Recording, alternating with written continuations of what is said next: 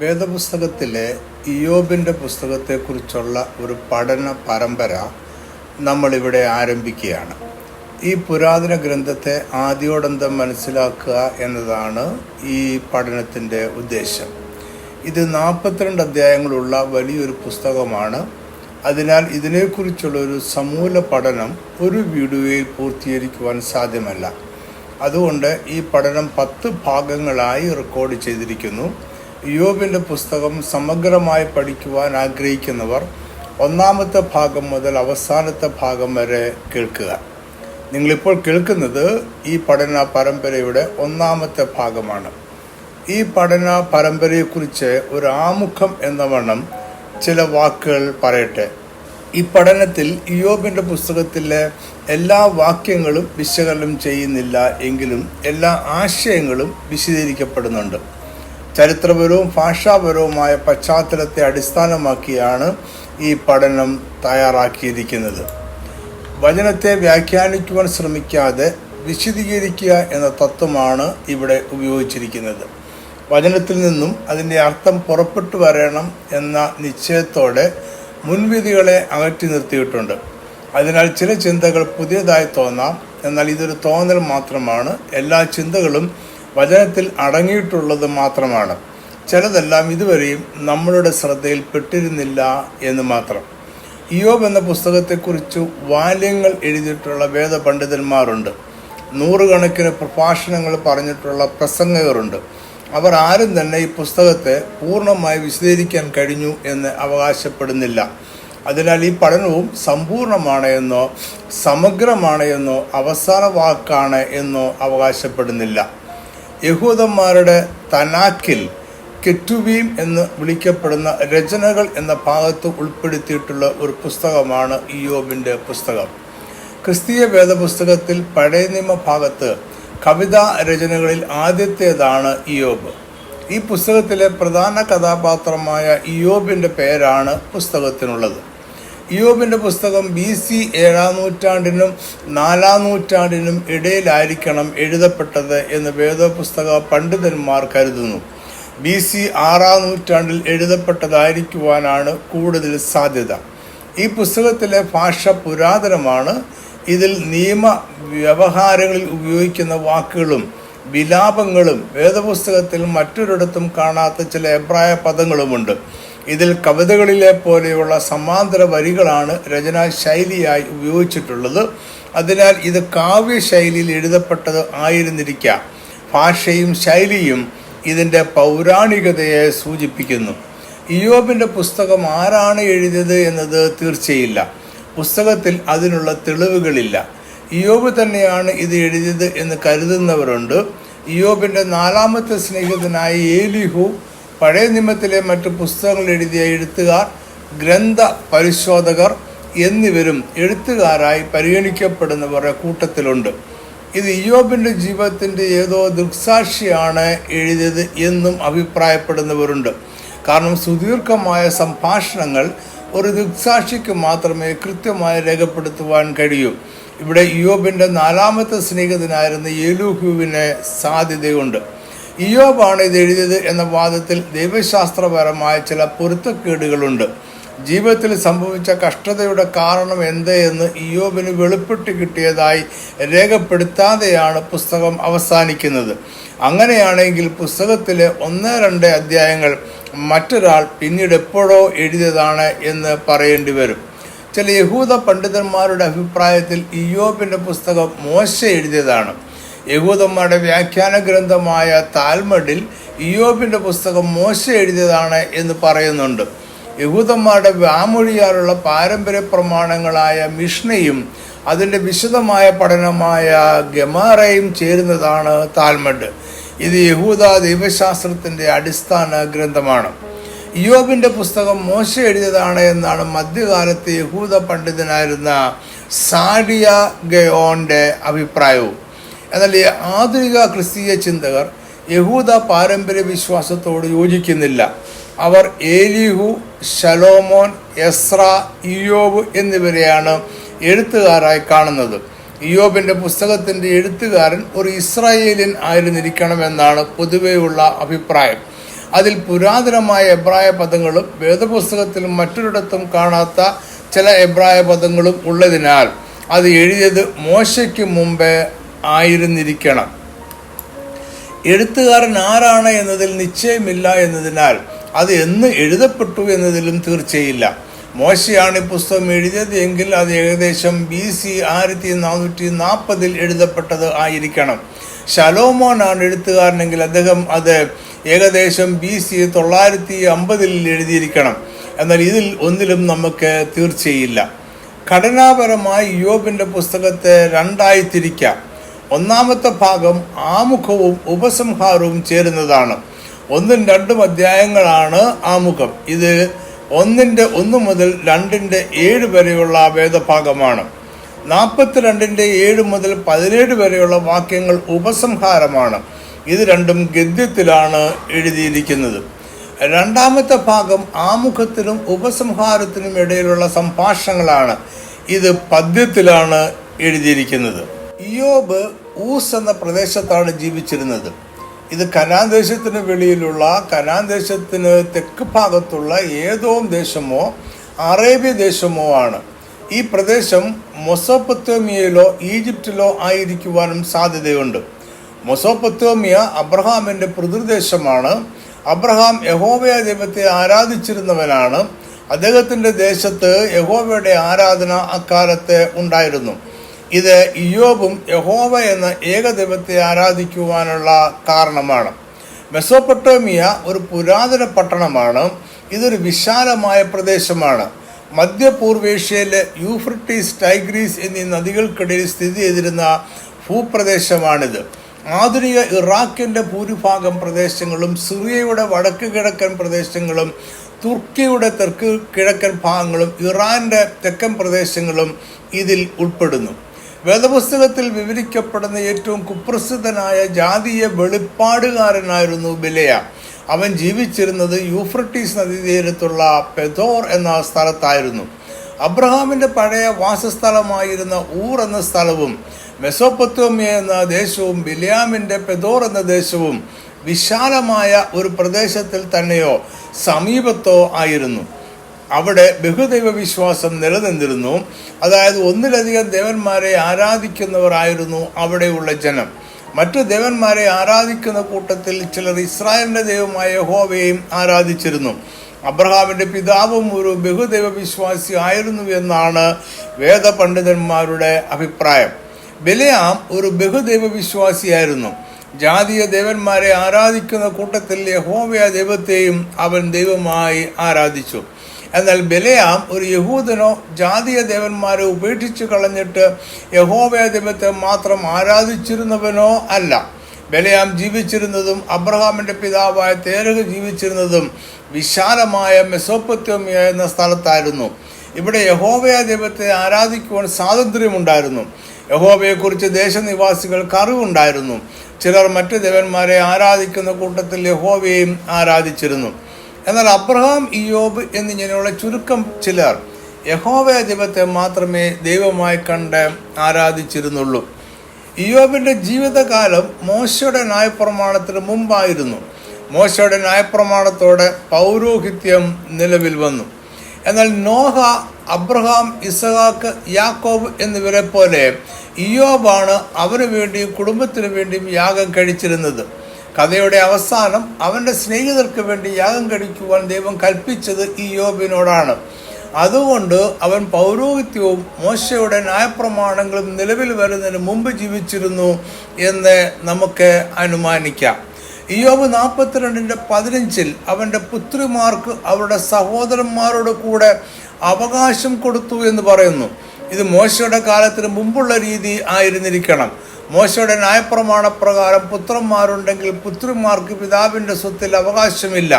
ഇയ്യോബ് 42:16 പ്രകാരം ഇയ്യോബ് അവൻ്റെ കഷ്ടതയുടെ കാലത്തിന് ശേഷം 140 വർഷങ്ങൾ ജീവിച്ചിരുന്നു.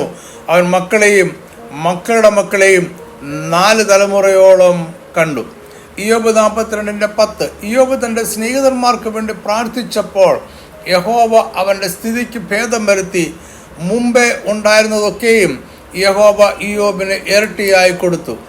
42:16. അതിനുശേഷം ഇയ്യോബ് 140 സംവത്സരം ജീവിച്ചിരുന്നു. അവൻ മക്കളെയും മക്കളുടെ മക്കളെയും 4 തലമുറയോളം കണ്ടു. 10-ാം വാക്യം പറയുന്നത് മുമ്പേ ഉണ്ടായിരുന്നതൊക്കെയും യഹോവ ഇയ്യോബിന് ഇരട്ടിയായി കൊടുത്തു എന്നാണ്. യഹൂദ പാരമ്പര്യ വിശ്വാസമനുസരിച്ച് അവന് ആയുസ്സും ഇരട്ടിയായി ലഭിച്ചു. അങ്ങനെയാണെങ്കിൽ അവൻ്റെ മേൽ കഷ്ടത ഉണ്ടായപ്പോൾ അവന് 70 വയസ്സ് പ്രായമായിരുന്നു എന്ന് അനുമാനിക്കാം. അതിൻ്റെ ഇരട്ടിയായ 140 വർഷങ്ങൾ കൂടി ദൈവം അവന് നൽകി.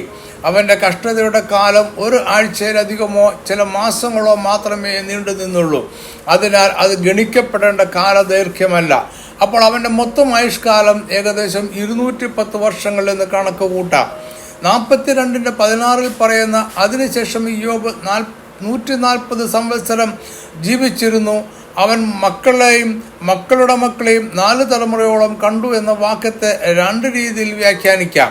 ഇയ്യോബിന്റെ കഷ്ടതയ്ക്ക് ശേഷം അവൻ 140 വർഷങ്ങൾ കൂടി ജീവിച്ചിരുന്നു എന്നും മൊത്തം അവന്റെ ആയുഷ്കാലം 140 വർഷമായിരുന്നു എന്നും വ്യാഖ്യാനിക്കാം. കാരണം എബ്രായ ഭാഷയിലുള്ള ഈ വാക്യത്തിന്റെ അർത്ഥം വ്യക്തമല്ല. ഗ്രീക്ക് സെപ്റ്റാജിന്റെ പരിഭാഷയിൽ അവന്റെ കഷ്ടതയ്ക്ക് ശേഷം 170 വർഷങ്ങൾ കൂടി ഇയ്യോബ് ജീവിച്ചിരുന്നു എന്ന് പറയുന്നുണ്ട്. അതായത് അവന്റെ ആയുഷ്കാലം 240 വർഷങ്ങളായിരുന്നു. കഷ്ടതയ്ക്ക് മുമ്പ് ഇയ്യോബിന്റെ മക്കളുടെ പ്രായം ഏകദേശം കൂട്ടിയാൽ അവന്റെ ജീവിതത്തിൽ കഷ്ടത സംഭവിക്കുമ്പോൾ അവന് 70 വയസ്സിൽ കൂടുതൽ പ്രായമുണ്ടായിരുന്നില്ല എന്ന് അനുമാനിക്കാം. നോഹയുടെ വെള്ളപ്പൊക്കത്തിന് ശേഷം മനുഷ്യരുടെ ആയുസ് കുറഞ്ഞു വന്നു. അബ്രഹാമിന്റെ പിതാവായ തേരഹിന്റെ ആയുഷ്കാലം 205 വർഷങ്ങളായിരുന്നു. അബ്രഹാമിന്റെ ആയുസ് 175 വർഷങ്ങളും ഇസ്ഹാക്കിന്റെ ആയുസ് 180 വർഷങ്ങളും യാക്കോബിന്റെ ആയുസ് 147 വർഷങ്ങളുമായിരുന്നു. ഇയ്യോബിന്റെ ആയുഷ്കാലം 210 അല്ലെങ്കിൽ 240 വർഷങ്ങൾ ആണെങ്കിൽ അവൻ തേരഹിന്റെ കാലത്തോ അബ്രഹാം മുതൽ യാക്കോബ് വരെയുള്ള പിതാക്കന്മാരുടെ കാലത്തോ ജീവിച്ചിരുന്നു. അങ്ങനെയാണെങ്കിൽ ഇയ്യോബ് ഏകദേശം BC 2100-നും 1900-നും മധ്യ ആയിരുന്നിരിക്കണം ജീവിച്ചിരുന്നത്. ഇയ്യോബ് ഒരു സാങ്കല്പിക കഥാപാത്രമായിരുന്നില്ല. അദ്ദേഹം ചരിത്രത്തിൽ എപ്പോഴോ ജീവിച്ചിരുന്ന ഒരു വ്യക്തിയായിരുന്നു. ബാബേൽ പ്രവാസകാലത്ത് BC 6-ാം നൂറ്റാണ്ടിൽ എഴുതപ്പെട്ട യെഹെസ്കേൽ പ്രവാചകന്റെ പുസ്തകത്തിൽ ഇയ്യോബിനെ കുറിച്ച് പറയുന്നുണ്ട്. യെഹെസ്കേൽ 14:20. നോഹയും ദാനിയേലും ഇയ്യോബും അതിലുണ്ടായിരുന്നാലും എന്നാണ് അവർ പുത്രനെയോ പുത്രിയോ രക്ഷിക്കാതെ തങ്ങളുടെ നീതിയാൽ സ്വന്തം ജീവനെ മാത്രമേ രക്ഷിക്കുകയുള്ളൂ എന്ന് യഹോവയായ കർത്താവിൻ്റെ അരുളപ്പാട്. ഇവിടെ ചരിത്ര പുരുഷന്മാരായിരുന്ന നോഹ, ദാനിയേൽ എന്നിവരോടൊപ്പമാണ് ഇയ്യോബിൻ്റെ പേര് പറയുന്നത്. ഇത് അദ്ദേഹം ജീവിച്ചിരുന്ന ഒരു വ്യക്തിയായിരുന്നു എന്നതിൻ്റെ തെളിവാണ്. അപ്പോസ്തലനായ യാക്കോബ് അദ്ദേഹത്തിൻ്റെ ലേഖനത്തിൽ 5-ാം അധ്യായത്തിൽ ഇയ്യോബ്, ഏലിയാവ് എന്നിവരെ കുറിച്ച് പറയുന്നുണ്ട്. യാക്കോബ് 5:11. സഹിഷ്ണുത കാണിച്ചവരെ നാം ഭാഗ്യവാന്മാരെന്ന് പുകഴ്ത്തുന്നു.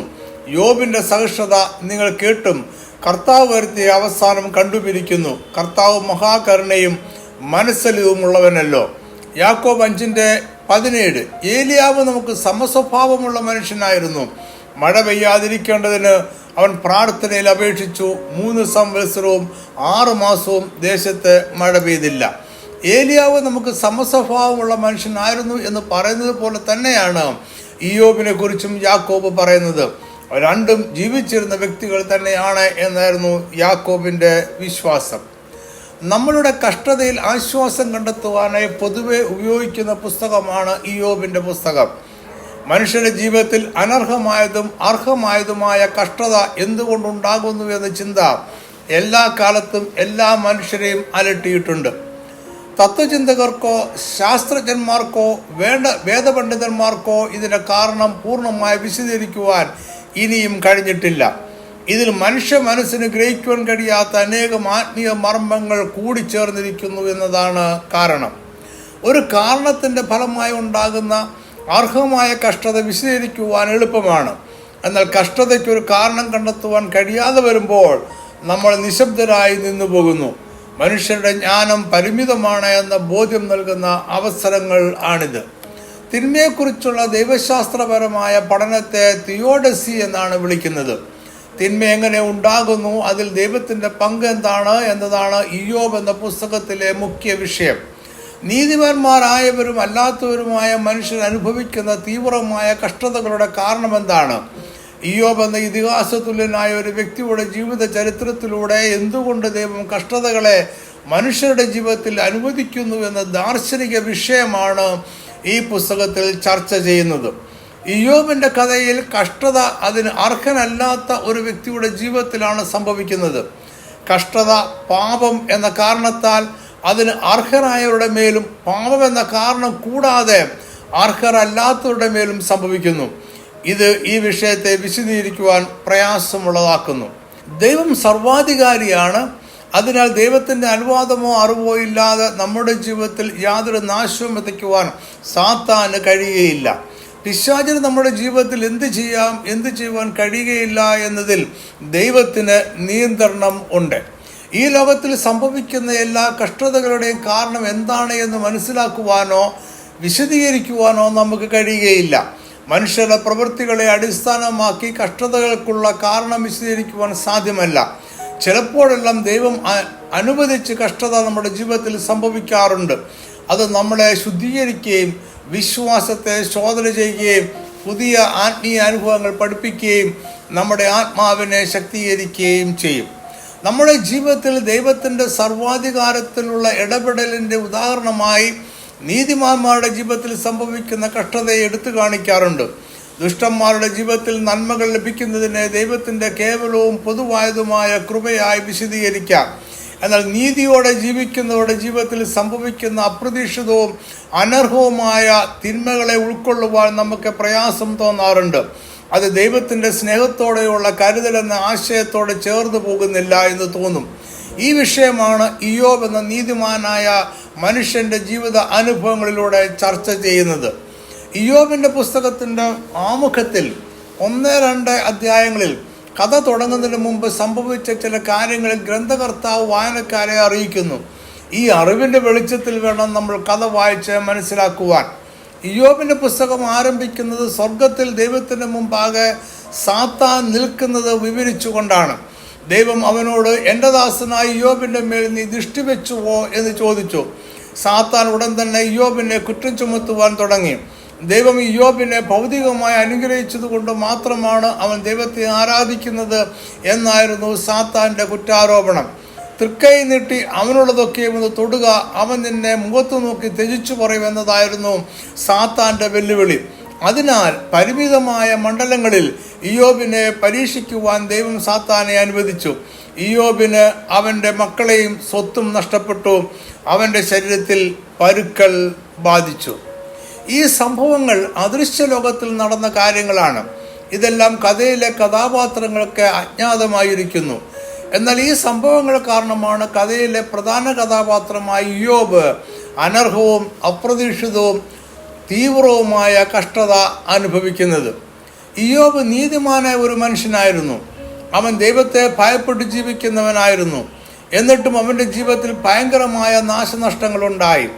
എന്തുകൊണ്ട് ഇയ്യോബിനെ കഷ്ടതയിലാക്കുവാൻ ദൈവം സാത്താനെ അനുവദിച്ചു എന്ന വിഷയമാണ് ഈ കഥയിൽ ചർച്ച ചെയ്യുന്നത്. എന്തുകൊണ്ട് ദൈവം നീതിയോടെ ജീവിക്കുന്ന മനുഷ്യരെ പരീക്ഷിക്കുന്നു? ഇതാണ് ഇവിടെ ഉയരുന്ന ചോദ്യം. ഈ ചോദ്യങ്ങൾക്ക് നേരിട്ടൊരു മറുപടി കഥയിൽ പറയുന്നില്ല. എങ്കിലും കഷ്ടതയെക്കുറിച്ചുള്ള ഒരു ആത്മീയ മർമ്മം ഇവിടെ വിനിമയം ചെയ്യപ്പെടുന്നുണ്ട്.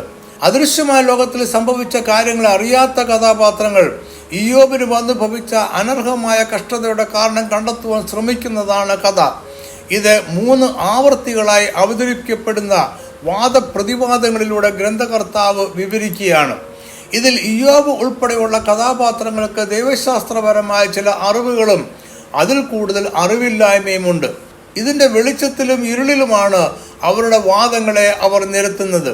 പരിസമാപ്തിയിൽ എത്തുവാൻ കഴിയാത്ത ഈ സംഭാഷണങ്ങൾക്കൊടുവിൽ ദൈവം ഇയ്യോബിനും സ്നേഹിതർക്കും പ്രത്യക്ഷനാകുന്നു. ദൈവം പ്രത്യക്ഷനായപ്പോൾ ഇയ്യോബിൻ്റെ സ്നേഹിതരും അവിടെ ഉണ്ടായിരുന്നു കാണും.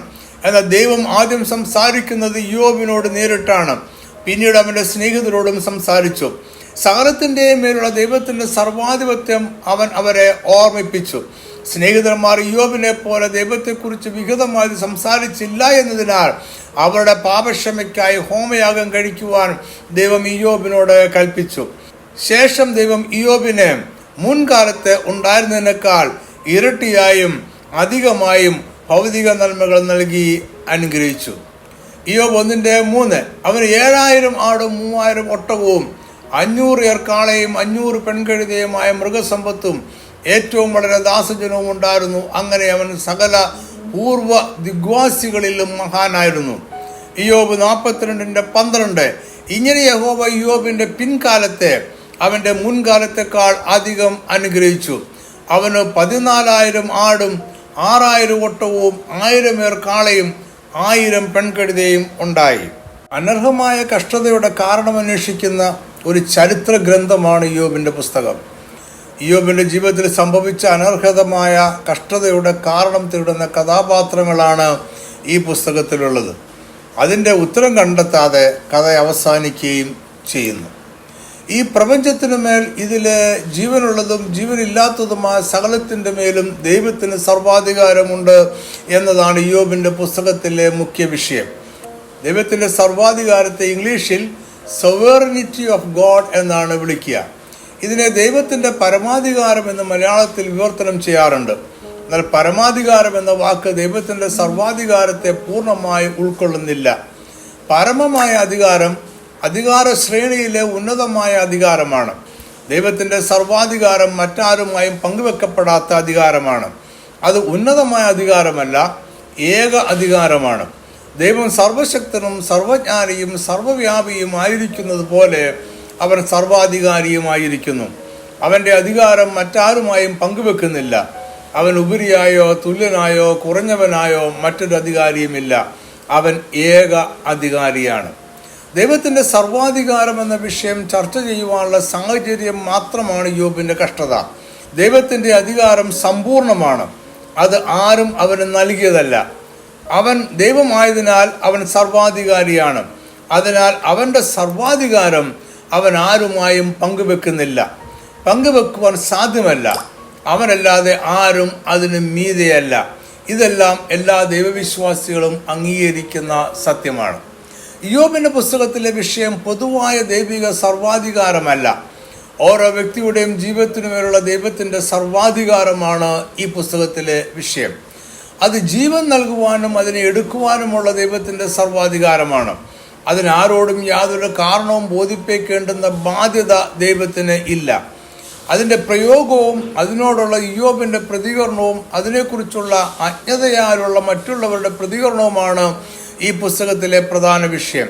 ഇതാണ് ഈ പുസ്തകത്തിൻ്റെ സവിശേഷത. ഇയ്യോബിൻ്റെ പുസ്തകത്തെക്കുറിച്ചുള്ള പഠന പരമ്പരയിലെ ഒന്നാമത്തെ ഭാഗം ഇവിടെ അവസാനിക്കുന്നു. തുടർന്നുള്ള ഭാഗങ്ങൾ നഫ്താലി ട്രൈബ് TV എന്ന നമ്മളുടെ യൂട്യൂബ് ചാനലിൽ ലഭ്യമാണ്. ചാനലിൻ്റെ ലിങ്ക് ഡിസ്ക്രിപ്ഷൻ ബോക്സിൽ കൊടുത്തിട്ടുണ്ട്. ഈ പഠനം ബുക്കായി സൗജന്യമായി ലഭ്യമാണ്.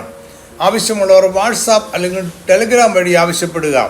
Phone number 9961330751. കർത്താവ് നിങ്ങളെ സമൃദ്ധമായി അനുഗ്രഹിക്കട്ടെ. ആമേൻ.